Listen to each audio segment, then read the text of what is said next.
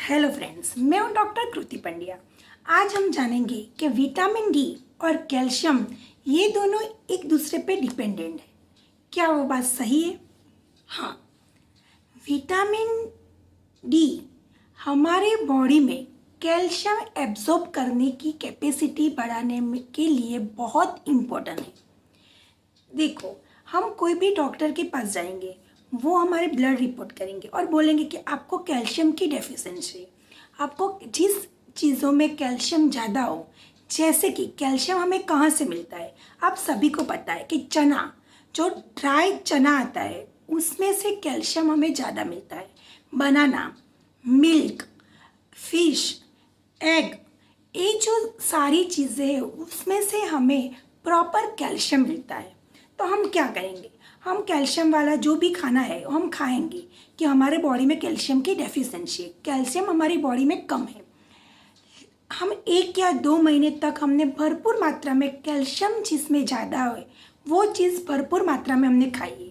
बाद में हमने ब्लड रिपोर्ट करवाया तो तभी भी हमारे बॉडी में कैल्शियम डेफिशिएंसी आया। तो उसका मेन रीज़न क्या है? तो हमारी बॉडी में विटामिन डी की डेफिशिएंसी है। विटामिन डी क्या करेगा?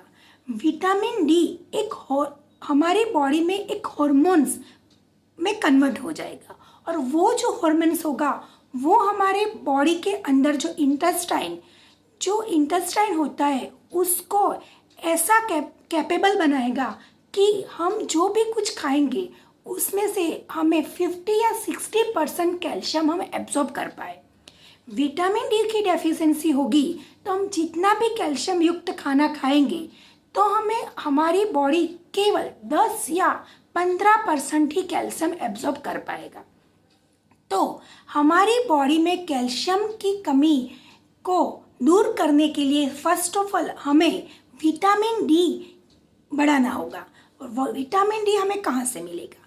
आप सभी को पता है कि सनलाइट में से हमें विटामिन डी मिलता है और दूध या मिल्क की प्रोडक्ट, मिल्क, फिश, वो भी पर्टिकुलर 2-3 या ऐसी कोई फिश होती है जिसमें से ही हमें विटामिन डी मिलता है, लेकिन मैक्सिमम हमें विटामिन डी सनलाइट में से ही मिलता है। तो सनलाइट ऐसा नहीं है कि हमें पूरा दिन कभी भी हम सनलाइट में बैठ के विटामिन डी एब्जॉर्ब कर पाते हैं, ऐसा नहीं है। हमें केवल सुबह में 9 बजे से दोपहर तक 1 बजे तक का जो सनलाइट का पीरियड होता है, जो सन का पीरियड होता है, उसी में ही हमें 10 या 15 मिनट तक सन में बैठना चाहिए।